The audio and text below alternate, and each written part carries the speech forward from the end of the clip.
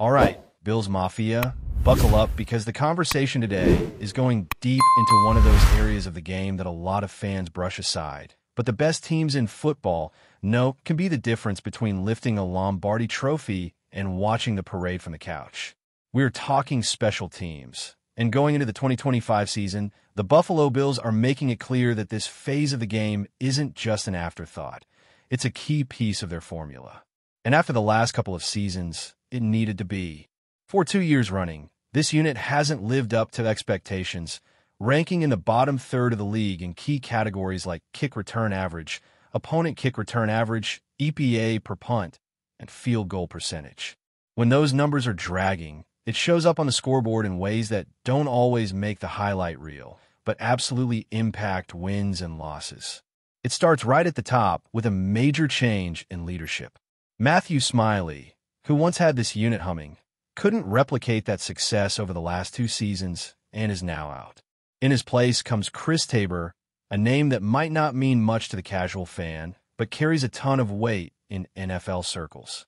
We're talking about 13 years as a lead special teams coordinator, stops in Cleveland, Chicago, and Carolina, surviving multiple head coaching changes, even stepping in as an interim head coach on 2 separate occasions when teams needed a steady hand. The NFL Players Association ranked him the second-best special teams coach in the entire league last year, with more than 1,000 players voting. That's respect that can't be manufactured. Sean McDermott has been open about why he made this hire. After taking swings on 2 first-time coordinators in a row, he wanted someone proven, someone with a track record of success. Tabor's resume checks that box in bold ink. He's coached legends like Devin Hester and Phil Dawson. He's seen what works in this league, he's seen what doesn't, and he's walking into Buffalo refreshed after a year away from the grind, ready to elevate this group from a liability to a weapon. Now, of course, coaching alone doesn't make a special teams unit great. It's about the people on the field, the assignments they're given, and how well they execute in those high-pressure moments. And this offseason has brought plenty of roster churn in that department. The Bills cut ties with punter Sam Martin, freeing up some cap space, but also creating a hole that has to be filled. Tight end Quinton Morris, a huge contributor in the kicking game with 380 special team snaps last year, signed with Jacksonville. Linebacker Nicholas Morrow, another top 10 snap taker in this phase, is gone. Bal Inspector, who still managed the 13th most special teams snaps despite injury issues, has also moved on. And while Mac Hollins had moments in coverage units, his main role ended up being far more significant on offense than expected, limiting his impact here. But this isn't a complete teardown. In fact, when you go through the roster, you realize there's a strong core returning. Fullback Reggie Gilliam led the team in special teams snaps last season and has a knack for delivering at least one highlight hit or forced fumble every year. Corner Jamarcus Ingram, who might have been the most consistent special teams performer on the roster in 2024, is back and fighting for a spot. Cam Lewis returns with over 300 snaps in the phase and provides valuable versatility as a defensive back who can step into multiple roles. Linebacker Joe Andre is likely to see an even bigger role in coverage units this season, and defensive end Javon Solomon, who logged nearly 300 special team snaps, should once again get his jersey on Sundays, thanks to his contributions here. Safety Cole Bishop and linebacker Dorian Williams round out a group of returning players who know the assignments, play with urgency, and give Tabor a foundation to build on. And the vacancies left behind by the departures? There are candidates in line. The tight end room has Jackson Haw, who could inherit much of the workload left by Morris. At wide receiver, guys like Tyrell Shavers, Laviska Shenault, Jalen Virgil, and Christian Wilkerson are battling for roster spots not just on the merit of their offensive skills, but on what they can bring in coverage and return blocking. The Bills even have intriguing depth at defensive end, with Landon Jackson potentially carving out a role in kick coverage. What Tabor has, though, is a safety net in players like Khalil Shakir for punts and Ray Davis or Ty Johnson for kickoffs. Shakir is sure-handed, smart, and decisive, all traits you need back there. And while he's slotted as the Bills' #1 wideout, his role in the offense isn't so all-consuming that he can't handle extra duties. Davis and Johnson both have the straight-line burst, to threaten big returns in the new kickoff format. And both are physical enough to break through arm tackles in the first wave. That's the kind of flexibility that allows the coaching staff to make roster decisions without being boxed in by one-dimensional returners. Then you get to the kicker conversation, which has been more complicated than expected this summer. Tyler Bass is supposed to be a locked-in asset, the guy you trust in the fourth quarter of a playoff game when you need points from 45 yards out in the wind. But pelvic soreness, an injury you rarely hear about, has kept him out for an extended stretch. No one outside the building knows how serious it is, but it's enough that the Bills brought in competition in Caden Davis. The rookie out of Ole Miss had solid numbers in college, and it's worth remembering that college kicking conditions aren't as friendly as the NFL's narrower hashes and more standardized surfaces. Still, trusting an undrafted rookie in the pressure cooker of an NFL season, especially one with Buffalo's aspirations, is a gamble. That's why the idea of keeping an eye on Younghoe Koo in Atlanta makes sense. If the Falcons really are ready to hand their kicking job to Lenny Krieg, Koo's track record of consistency, last season's hip injury aside, would make him an appealing insurance policy for a contender. The punter position seems more settled, though not without its own questions. Brad Robbins, the former sixth-round pick of the Bengals, won the job over Jay Camarda and enters the year as the lone punter on the roster. Robbins' rookie season numbers were rough, with him ranking dead last in EPA per punt, but this preseason he's shown signs of settling in. Against the Giants, most of his punts were solid, including several that pinned the opponent inside the 20 and an average in the low 50s. He's also going to be tasked with holding duties on field goals and extra points, which makes chemistry with Bass, or whoever the kicker ends up being, critical. Buffalo doesn't need Robbins to be an all-pro, but they do need him to be steady and mistake-free, especially in games where field position could swing momentum. Roster construction for special teams goes beyond the specialists. It's about finding the right mix of speed, toughness, and discipline across all four core units. That's why you hear so much about snap counts from last year. Reggie Gilliam's nearly 400 snaps are a big deal because he's one of the tone setters, a guy who can block, cover, and bring physicality every time he's on the field. Jamarcus Ingram's 300-plus snaps show he's trusted in multiple roles, from gunner to blocker. Cam Lewis's versatility as a defensive back means he can plug into different coverage units without losing his step. And then you've got younger players like Joe Andre, who seems primed for a bigger load this year. His size, athleticism, and aggressiveness make him an ideal fit for kick coverage, especially in the new kickoff format where the action is faster and more compact. Javon Solomon is another name to watch. Not only does his presence on special teams give him a spot on the game day roster, but his ability to play defensive end in rotation means the Bills can get more out of each active spot. Cole Bishop's role here will likely shrink if he's starting at safety, but his experience is still valuable in a pinch. Dorian Williams, with his range and tackling ability, is almost tailor-made for special teams, and without having to start on defense, he could easily add another 100 snaps in the phase. One thing that stands out about the Bills' special team situation heading into 2025 is how many of these jobs are going to be won by guys competing for depth roles at other positions.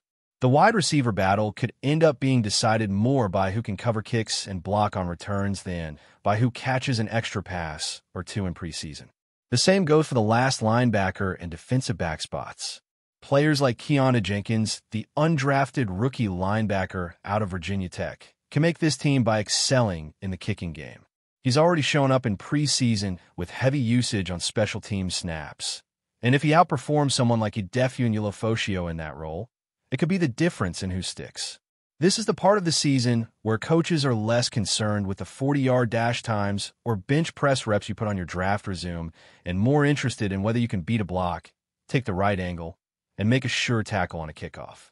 Chris Tabor knows this better than most. His history shows he values guys who buy into the phase completely, who take pride in dominating their matchup even when the TV cameras aren't on them. In Cleveland, Chicago, and Carolina, his best units weren't just the most talented, they were the most disciplined. That's exactly the culture Buffalo wants for a unit that's cost them field position and points in recent years. And let's not forget, special teams isn't just about covering and returning kicks. It's about hidden yardage, the kind that never shows up on the fantasy scoreboard but shows up in win probability models.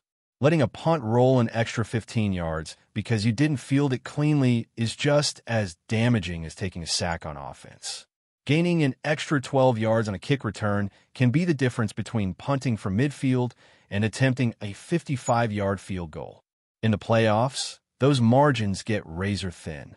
That's why the Bills' front office and coaching staff have put so much emphasis on improving here. It's not fluff, it's not window dressing, it's real football value. The optimism comes from the combination of Tabor's leadership, a returning core that knows the system, and a wave of younger players hungry to prove themselves in any role they can earn. There are still questions about the health of the kicker, the consistency of the punter, the explosiveness and reliability of the return game. But for the first time in a couple of years, there's a sense that special teams in Buffalo could be an asset rather than something fans cross their fingers about every Sunday. Now it's about getting through the rest of the preseason, making the final cuts, and letting this group gel before the regular season begins. If they can pull that off, don't be surprised if a big special teams play or two ends up deciding a game that keeps Buffalo's postseason hopes alive. Before we dive back in, make sure to hit that subscribe button and give this video a thumbs up.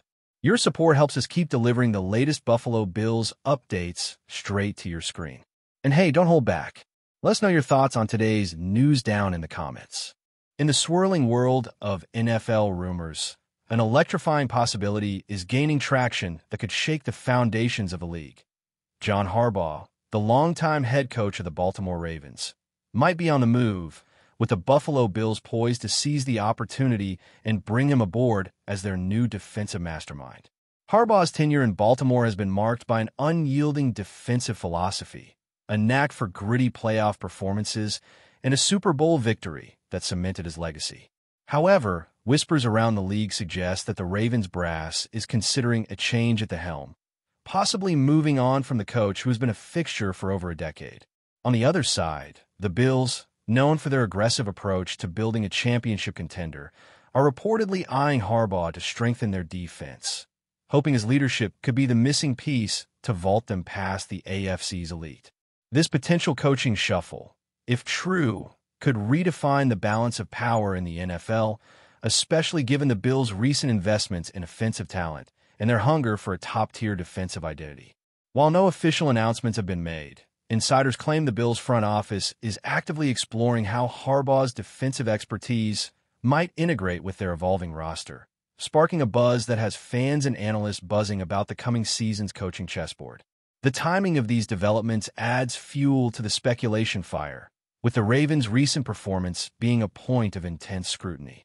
Baltimore's defense, once a feared fortress under Harbaugh's stewardship, has shown signs of inconsistency, leading to questions about whether a fresh approach might be on the horizon. Sources close to the organization hint that management is contemplating a shakeup to inject new energy into the team's strategy, and Harbaugh's possible departure is seen as a natural consequence of these internal debates. Meanwhile, the Buffalo Bills are reportedly engaged in confidential talks to gauge Harbaugh's interest, knowing his deep understanding of defensive schemes could drastically improve their own squad. The Bills have already demonstrated a willingness to make bold moves, and landing a coach with Harbaugh's pedigree would send a strong message about their commitment to contending for a Super Bowl. The buzz around NFL circles is that these negotiations are more than just surface chatter. They might be nearing a critical juncture where Buffalo's defensive future could hinge on this high-profile acquisition, stirring anticipation and anxiety alike in both fan bases. Adding further intrigue to this narrative is the impact such a coaching change would have on player dynamics and draft strategies for both teams. Harbaugh is known for his ability to develop defensive talent and implement complex schemes that maximize player strengths, a skill set that the Bills desperately crave as they seek to balance their offense with a formidable defense. If he joins Buffalo, it could lead to significant roster adjustments, with potential trades and draft picks focused on reinforcing the defensive unit. Conversely, the Ravens would face the challenge of finding a successor capable of maintaining their identity while addressing recent shortcomings. This potential coaching upheaval could also influence the morale and performance of key players, as shifts in leadership often ripple through locker rooms and training camps. Rumors suggest that Harbaugh's move could align with the Bills' broader vision of becoming a balanced powerhouse, while Baltimore might pivot towards a younger, more innovative approach. Such a scenario would have wide-reaching implications for team culture, strategy, and, ultimately, the NFL's competitive landscape, making it one of the most captivating storylines to follow in the coming months. The media frenzy surrounding this possible Harbaugh to Buffalo move has already begun to intensify, with analysts and insiders dissecting every hint and slip from team representatives. Baltimore's decision to part ways with Harbaugh, if confirmed, would mark the end of an era characterized by resilience and strategic defense.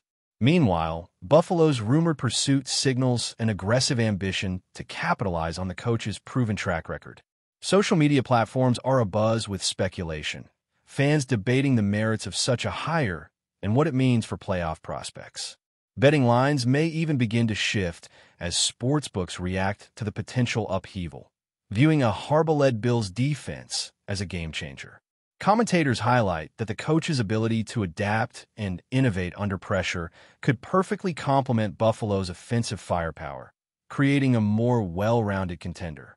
This swirling rumor has not only captivated the fan bases, but also sparked a broader conversation about coaching longevity, organizational patience, and the strategic moves teams make in pursuit of championship glory. As more pieces fall into place, the sports world watches with bated breath, eager for confirmation or denial. Should this rumor crystallize into reality, the repercussions would ripple far beyond the two franchises involved, influencing league-wide coaching strategies and competitive balances. Harbaugh's potential transition to the Bills could inspire other teams to rethink their approaches, perhaps triggering a coaching carousel that reshapes the NFL's tactical landscape. Buffalo's willingness to pursue a defensive stalwart like Harbaugh signals a shift toward prioritizing defense in a league often dominated by offensive stars, possibly sparking renewed emphasis on defensive coaching hires across the board. For Baltimore, the departure of their longtime coach could usher in a new era, characterized by different philosophies and fresh faces, which might either rejuvenate or destabilize the franchise depending on execution. This looming change also raises questions about Harbaugh's legacy and how his next chapter will define his career, as well as the broader implications for players and fans invested in these storied franchises. While still a rumor, the chatter swirling around John Harbaugh and the Buffalo Bills serves as a tantalizing glimpse into the high-stakes drama that defines professional football, promising that the offseason could bring seismic shifts in power, identity, and ambition across the NFL. That's a wrap for now. If you enjoyed the video and want to stay on top of all things Buffalo Bills, make sure to subscribe and hit that like button. We'd love to hear what you think in the comments. See you in the next update.